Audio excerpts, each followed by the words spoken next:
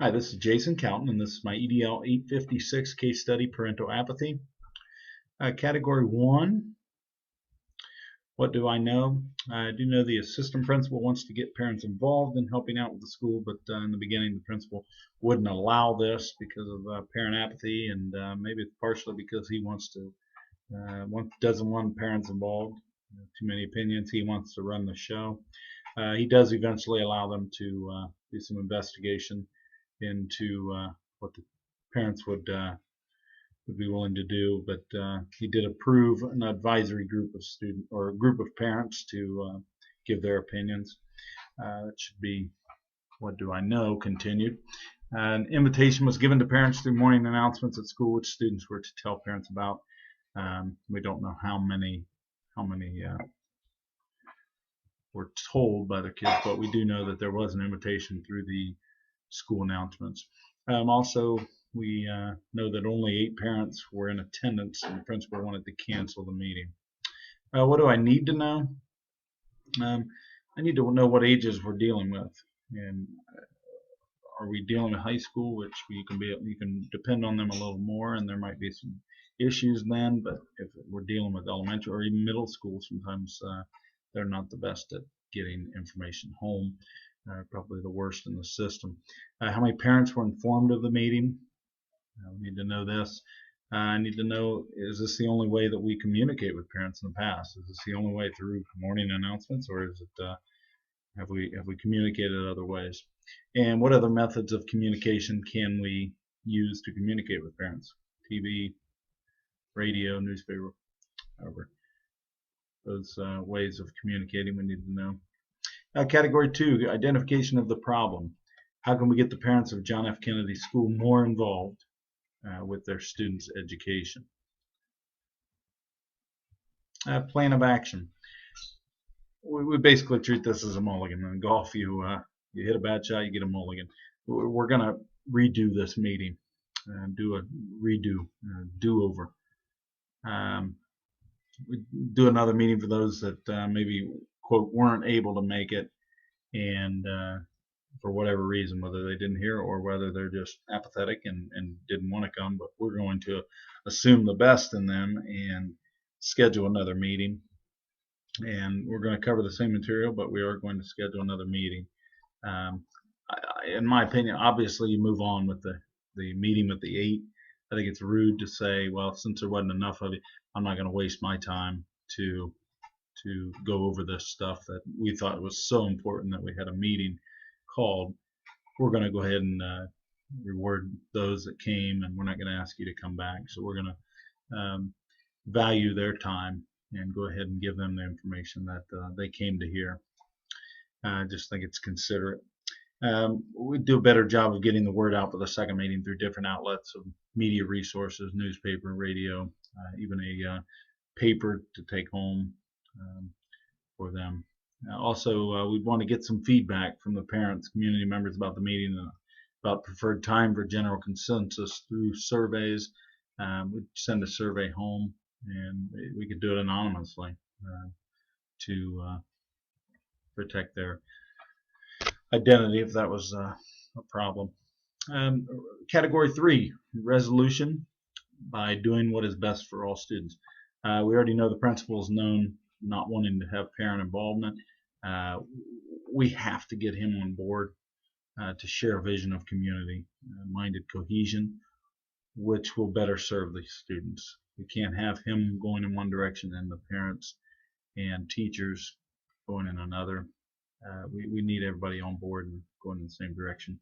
After getting the principal and all administrators on board with this vision, we must gain the parents' support by getting them involved.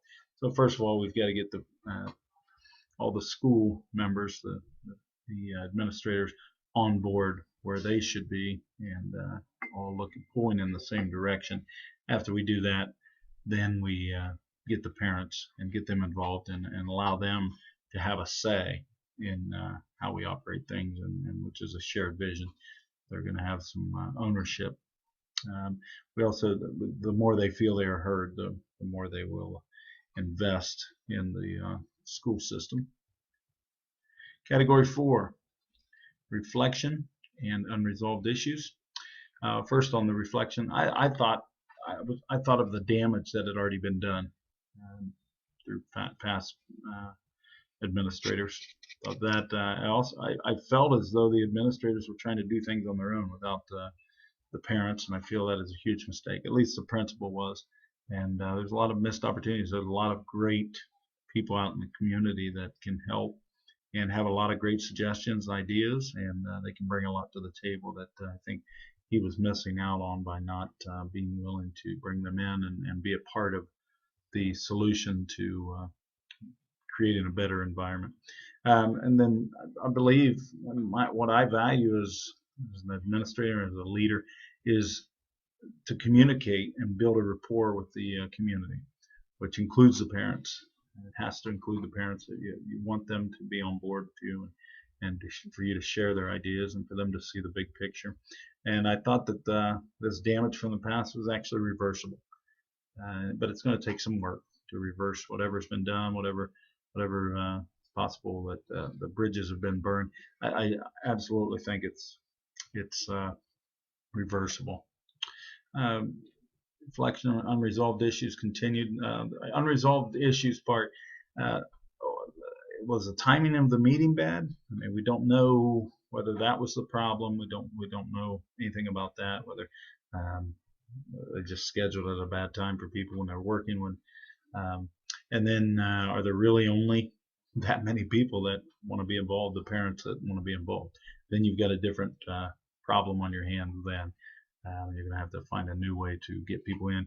And it's not just a lack of information, but it's more of a lack of caring for their own students' education. And did the meeting happen? Did they actually go ahead and have the meeting? Also, what did the superintendent think of this? What did the superintendent think of only having 8 there? If I was the superintendent, I would probably check within our system before I went outside, because I would think there's something wrong, because there's got to be more than 8 that would want to be informed of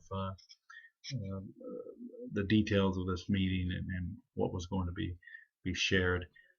Also, the last thing, the unresolved issues was, did the administrators get on the same page and strive to have a shared vision, or did they just continue down the path of what I've heard called lonely leadership? You're going to go out and do it on your own, no matter what. I'm blazing this trail, and if they don't want to follow, then too bad. This is the way I'm going to do it. That's a tough way to go, and few people have succeeded doing that. Category 5, standard 4 reflection. Standard component 1, how did I collaborate with families and community members to contribute to the school's success? Well, first of all, having the meeting, that's the first step in having a working relationship with parents. Parents enjoy that. Most parents enjoy that communication, that open line of communication, that two-way road that they can communicate with us as well as us communicating with them to keep them informed. And a lot of our parents in our district will support you if you reach out and communicate with them. Very few phone calls have I made that the parent jumped on board with the kid right away and saw their side and defended them to the fullest. But it has happened, and it's a tougher way to go. But that is a one option that I've seen. But for the most part, parents are there to support you, and they feel as though you're in it for the best of their child and all children. Surveying the parents to get feedback. Find out what would work for them, what things would be best for them, what their ideas are, and then also, in order to have the meeting, you've got to get the info out to the parents, no matter how you do it, whatever media relations, however you do that, the outlets of communication, you have to be able to do that for them to be able to even think about coming to a meeting. Standard component 2, how did I respond to the diverse needs and interests of the community on an ongoing basis? Well, having a second meeting shows that you care, that if you have other things, you're caring that they have other things going on, and that you really want to accommodate their busy schedule. You're not just saying, hey, this is the time of our meeting, can't be there, sorry. But knowing and understanding that people work different jobs and different levels of jobs, whether it's a manager or a business owner, or it's somebody that's working a second or third shift factory or Walmart or things like that just to make ends meet. But we are sensitive to those diverse needs and interests of the community. Another way is using multiple media sources, being understanding and receptive to your surrounding environment by knowing that not all people have internet connection or even TV at their residence, and sometimes not even electric, so radio would be out. So just finding ways to communicate with them and being understanding of that everybody's situation, financial situation is not the same. Standard component 3, how did I mobilize community resources to address and help solve problems in a way that supports school? First of all was using our local media outlets to help contact people and to be able to get the information out. You have to use different outlets of media to share that info. You can't just use one reliable source, because sometimes that reliable source is unreliable.